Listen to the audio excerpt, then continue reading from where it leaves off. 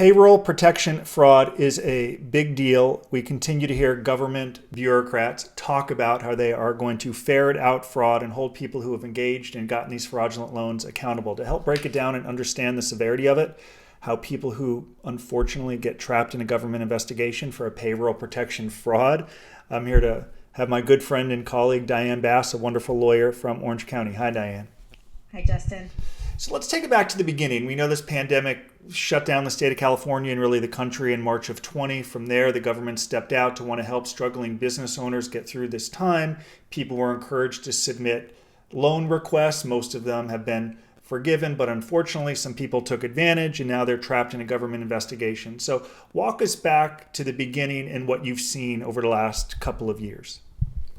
So I have several of these cases right now. I have cases all around the country of people with varying amounts that they received from the PPP Protection Program. I have a case that was $1.5 million. I have a $5 million case. I have a $9 million case. My experience has been that the government is only charging the bigger loans. My understanding is that they have indicted 1,000 people so far for fraudulent PPP loans, and that they have about 100,000 investigations. Let's put that in perspective. I did a YouTube video on PPP loan fraud 2 years ago, year and a half ago, and it had 250,000 views. So that could potentially be an indication of how many people may have lied on their PPP loan applications. So 100,000 investigations is not a lot. My understanding, based on just keeping my eye on this subject on the news, on Google alerts, is that they are charging the larger loans at least $100,000. But I did read an article recently that they charged somebody who took out a $20,000 loan. I think the reason that they charged this person, though, was that there were other circumstances surrounding the fraud. I think it was more than just the PPP loan fraud. So that's pretty much the landscape right now. Let's talk about some of the players that are getting in trouble. We've had some cases together where their role, someone might have encouraged them to fill out the forms they didn't really know. Others were like the leaders in really creating this. What type of targets are you seeing with respect to these loans and people getting in trouble? So I have a variety. I have one gentleman who created all fraudulent documents. He created fake corporations, and he created fake corporate documents with fake seals and everything. He created fake IRS forms to support his request. He created fake bank statements. And he took out $1.5 million, invested it. So he actually made money for the government because they were able to seize all of those funds. They froze his accounts and took all of that money back. Another case I have is a co-defendant case where my client trusted his partner to submit the applications. He knew they were fudging the numbers, so he is technically culpable, equally culpable with his partner. However, he did not realize the extent to which his partner applied for loans. So they are being held responsible for what we call intended loss, which was $5 million, as opposed to the amount that they actually obtained, which was about $800,000, which is a huge difference as far as sentencing is concerned. The other kind of case that I'm seeing a lot of is the person who submits applications for other people and takes a percentage. And that is definitely somebody that the government is going after, and they are getting all kinds of enhancements, which create a much longer sentence. So I have a question about the first character you mentioned who created it. In our experience thus far at White Collar Advice, and I know we've discussed this, those have been the lion's share of the calls and really clients that we've received in the PPP space, where someone calls and says, I have a business with X amount of revenues and employees, and some broker or accountant or tax preparer or someone who said he works with all of these banks reached out to say, hey, how would you like to get some money based on the pandemic? They created the paperwork. I signed it. I got this check and I cut this guy 30%. And it's like, oh, it's just free money without recognizing what they were fully signing. They thought that it was kosher. That's been the lion's share of the calls. Let's come back to the first character who's just outright creating fraudulent documents. I mean, the government, when they see that sort of behavior, are they like, that's real criminal activity? That isn't getting swept into this. This isn't someone proposing this to you out of the blue. Do you see that sort of character getting treated differently in the eyes of the government? Completely differently. So the people that are getting loans applied for them. I didn't say that artfully, but you know what I mean. Yes. The people that are technically victims are actually being called as witnesses. They are not being charged for the most part. From what I've seen so far, I've had several people where we've done interviews with the FBI and the U.S. Attorney or whatever the agencies are, Homeland Security, IRS, SBA, all of the agencies involved. I've had a proffer where we had like 9 people on the screen, and including the Department of Justice attorney. And those people are not being charged so far, as for what I've been seeing. This gentleman that I represented, and you know, this probably segues into the next part of our conversation, is what do you do if you're that guy? Is he called me and said, I committed fraud and I want to get in front of it. And so I reached out to the U.S. Attorney's Office. We found out who was investigating his case because his account had been frozen. So he knew that he was going to be investigated. And we went in and he was completely honest with them and he told them everything. And there were counts that they could have charged, like identity theft because he signed his wife's name. And that's a 2-year mandatory minimum consecutive to any other sentence. And he did not get charged with the identity theft because he came forward. The U.S. attorney handling the case said to me, I don't see this as a guidelines case. We're going to give him a downward variance for everything that he has done because he was so forthcoming. He did attempt also to cooperate. That cooperation was not substantial because they already knew about these people. So it wasn't anything they didn't already know. And as you know, substantial assistance requires that you give them new information, so that they can get a conviction or prosecute somebody else. So if he had not gone in, however, I have another client who did a similar sort of fraud, and they actually caught him crossing the border. And they are not going to give him any favors. They're not going to do any favors for him. And I think that the judge, unfortunately, has a very tough judge. I think he's going to get hammered at sentencing. The only thing that he has that might save him is some medical issues, and he is going to be deported. So this judge might be a little bit more lenient, knowing that he's going to be deported at the end of his sentence. Let me ask you this question. An executive from Long Island reached out. His lawyer's negotiating a plea for PPP fraud. Doesn't work that well with his lawyer. In part, he's sort of afraid to ask him questions, doesn't get called back promptly. He's just not really educated or informed, and he's seeking answers, including a question I can't answer because I'm not a lawyer. He asked if he's negotiating a plea agreement for PPP fraud, but he pays back all of the money, I think it was about $700,000, before he even signs the plea. One, could that be a mitigating factor at sentencing? But also, could paying back all of the money influence the plea agreement with what they charge or fewer points? Can you kind of break that dynamic if someone's in a position to say, hey, here, I'm sorry, here's all the money back. I know I'm going to be held accountable. Could that help in negotiating a plea agreement? Yes, and let me just address what you first said. Yeah. First of all, if you're not comfortable asking your lawyer questions, that's a red flag. And if your lawyer isn't responding to you, that's a red flag. So you need a lawyer who is going to be compassionate and understanding that what you're going through is terrifying, and that you're relying on your lawyer to be there for you through this process and to answer your questions and help you and hold your hand. So this isn't just a matter of, doing paperwork and negotiating with the U.S. attorney. My job is to take care of my clients through this process. So that's just an aside. But yes, restitution up front is a mitigating fact. Is it going to change the charges? Probably not. In my experience, the U.S. attorneys are very black and white about the way they charge things. And I know in the Ninth Circuit, there is actually a case that says that they are obligated to charge the most serious offense that is applicable to the facts. So it's not like, I always use this analogy. In state court, you get into a bar fight, you hit someone over the head with a chair, and you're charged with a felony assault with a deadly weapon. It is possible in a state case that you could maybe negotiate that down to a misdemeanor disturbing the peace, depending on the guy's injuries, right? The feds are not creative like that. The feds are not willing to change charges or drop charges. Like my original guy with the fake documents, they agreed not to charge him with the 1028A, which is the aggravated identity theft. If there was no ID theft in this Long Island man's case, then I don't know what they would be able to do for him as far as negotiating something different. He would have to plead to a base offense level of 7, and then I don't know if it's 14 or 16. I don't know what the number is for more than 550,000 and less than 1.5 million, I think, is that range. Mm-hmm. And then he would get 3 levels off for acceptance of responsibility.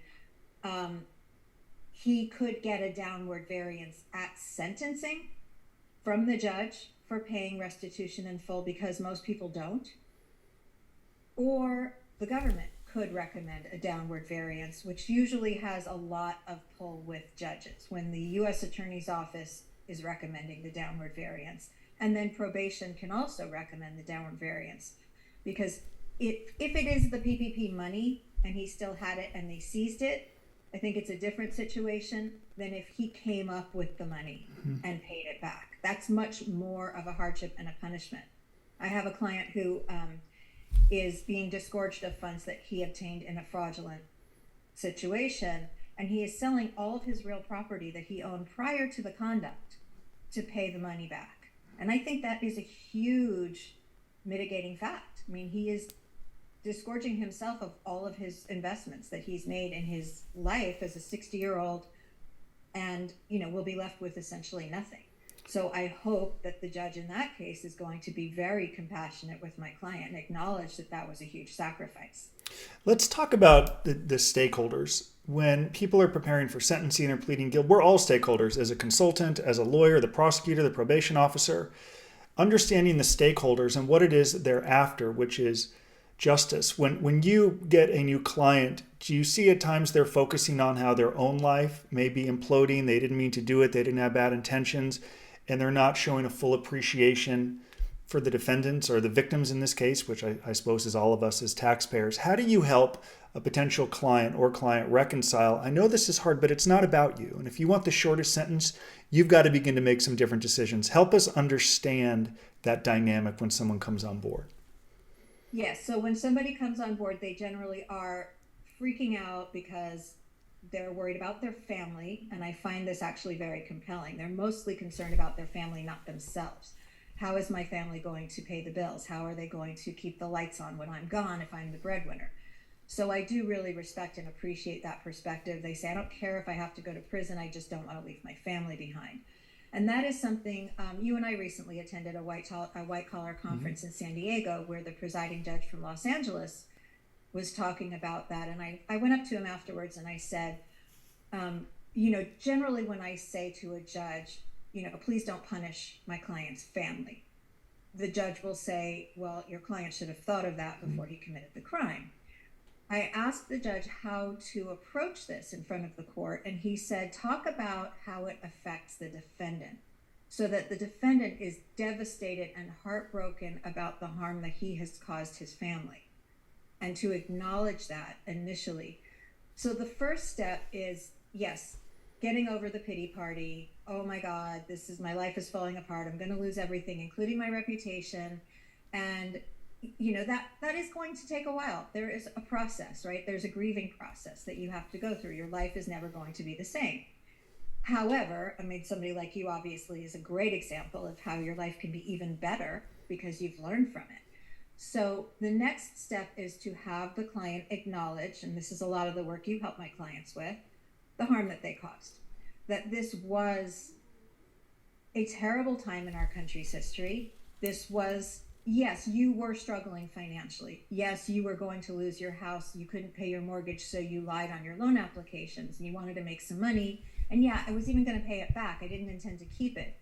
The problem with that is anybody who applied for a PPP loan when they first came out knows that anytime you would log on to the bank's website, they would say these loans are no longer available. These loans are no longer available. So there were a lot of people who really needed the money, who actually did end up on the street, who couldn't get the money. And those are the victims that these defendants need to acknowledge. And judges, when they hear that acknowledgement of harm, truly, it's not about poor me and my family, but it's really about, I really screwed up, Your Honor. I really realize now how many people paid the price for my misconduct. Judges really appreciate that.